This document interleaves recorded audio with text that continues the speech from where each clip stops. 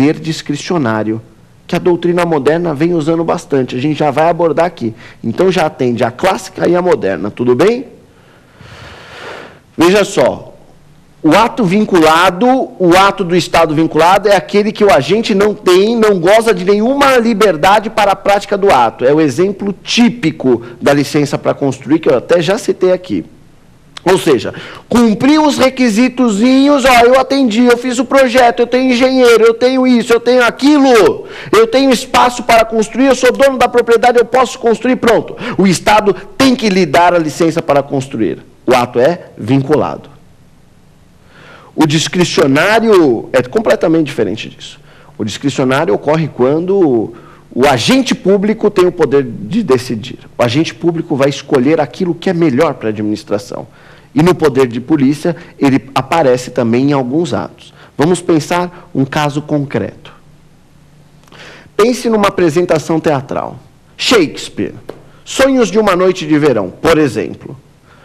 As pessoas nesta peça, Sonhos de uma Noite de Verão, geralmente elas ficam despidas de roupas, né? Então estão todos lá, atrizes lindas, sem roupa, e isso é uma apresentação artística.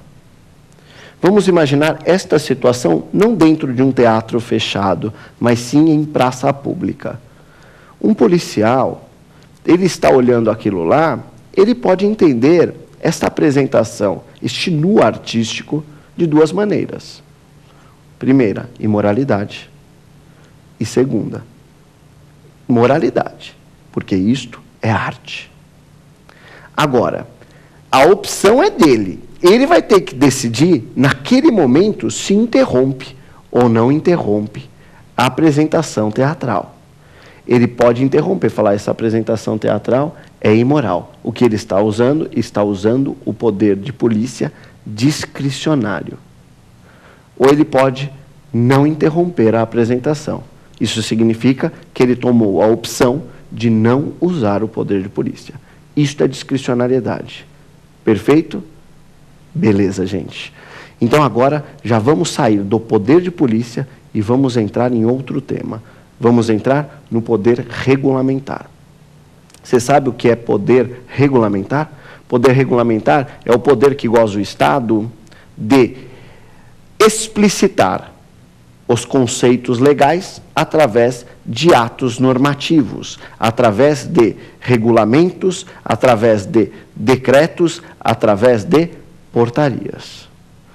O detalhe importante é que no nosso Estado de Direito, na nossa legislação, o Estado ele tem que emitir as normas e o cidadão estará obrigado a respeitá-las. Portanto, a legalidade do cidadão, ela acontece da seguinte maneira. Está escrito no artigo 5º, inciso 2 de nossa Constituição Federal. Ninguém será obrigado a fazer ou deixar de fazer alguma coisa, senão em virtude de lei. E quando diz isso, gente? Quando a nossa Constituição diz isso, ninguém será obrigado a fazer ou deixar de fazer alguma coisa, senão em virtude de lei, ela está falando lei propriamente dita, passada através de processo legislativo, através dos votos, através dos representantes votados pelo povo, os deputados, os senadores. Quando diz lei, ela está falando lei produzida pelo Congresso, lei produzida pelo nosso legislativo, pelo nosso poder legislativo. Portanto, quando se diz ninguém será obrigado a fazer ou deixar de fazer alguma coisa senão em virtude de lei, não estava querendo dizer decreto, regulamento, portaria, ibiriri e bororó. Não estava dizendo nada disso. Em outras palavras, ninguém é obrigado a fazer ou deixar de fazer alguma coisa em virtude de ato administrativo, em virtude de regulamentos editados pela administração pública. Pode anotar isso. Isso é um direito seu. Você só deve fazer alguma coisa ou deixar de fazer alguma coisa em virtude de lei. Ótimo. Então, o que o regulamento faz no Brasil, professor? O regulamento explica a lei.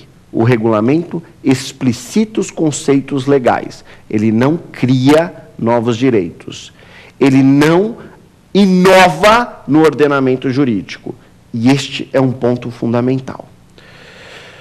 Regulamento, poder regulamentar do Estado, não cria novos direitos para os cidadãos. Não cria. Quem cria é a lei. Só que se a lei for um pouco vaga, vem o regulamento e preenche. Fala assim, nossa, a lei me deu esse direito, mas como é que eu exerço esse direito? Vai para o regulamento administrativo, lê o regulamento e o regulamento vai explicitar os conceitos legais para o fiel cumprimento das leis. Isso é poder regulamentar, é um dos poderes mais importantes da administração pública.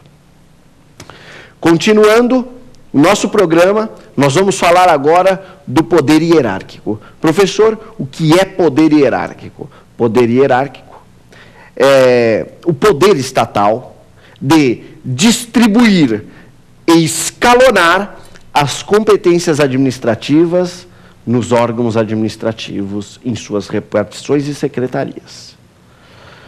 O poder está concentrado na mão do Estado, está concentrado na União Federal, está concentrado no Estado-membro, está concentrado no Distrito Federal ou no município. E ele pega este poder concentrado e espalha esse poder pela estrutura administrativa. Vamos pensar na União Federal um pouquinho. Então, está lá o nosso presidente com o poder concentrado em suas mãos. Quem que deu esse poder para ele? A Constituição Federal deu. E aí ele pega e fala, nossa, eu estou aqui, está aqui em minhas mãos a competência para a saúde. Bom, eu vou passar esta competência da saúde para as pessoas habilitadas que se encontram aqui lotadas nesta estrutura administrativa.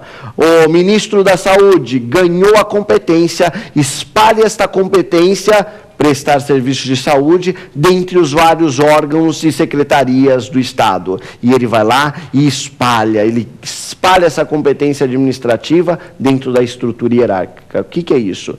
Isto é poder hierárquico. Aí ele pega outra competência aqui, o nosso presidente Luiz Inácio Lula da Silva, pega outra competência, Minas e Energia. Aí ele vai e espalha lá, toma ministro de Minas e Energia, pode fazer isso, e faz a mesma coisa com educação, e faz a mesma coisa com cultura e lazer, e faz a mesma coisa com esporte, e faz a mesma coisa com o ministro da Fazenda, e faz a mesma coisa, e etc, etc, ministro do Trabalho, e vai. E ele vai criando a sua estrutura hierárquica administrativa. E ela é toda coordenada com escalas de poderes, com responsabilidades. Hierarquia significa dar ordens. Hierarquia significa verificar se as ordens foram cumpridas. Hierarquia significa avocação e delegação de poderes.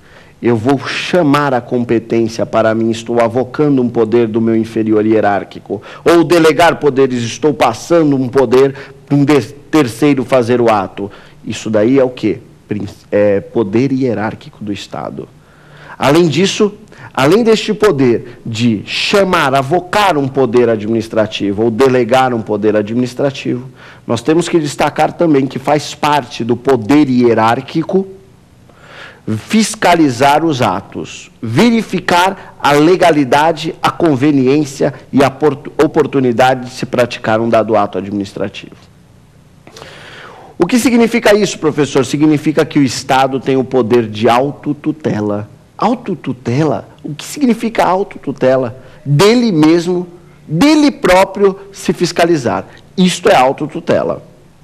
Quando a gente fala em autotutela, significa o Estado pode rever seus próprios atos. O Estado vai olhar, fiz um ato, e ele vai rever o ato dele. Será que este ato é legal? Será que este ato é ilegal? Será que este ato é conveniente? Será que este ato é oportuno? E ele pode voltar atrás. Se for o ato ilegal, ele vai e anula. Se for o ato legal, porém inconveniente, inoportuno, ele pode revogar. Olha, eu te dei esta autorização para usar o terreno público para os meninos aí do seu prédio, né? Poder jogar, bater uma bolinha lá no terreno público, fazer uma quadra, talvez fazer um campo de futebol. Então, eu dei isso, só que agora eu quero usar o terreno. Então, este ato se tornou inoportuno.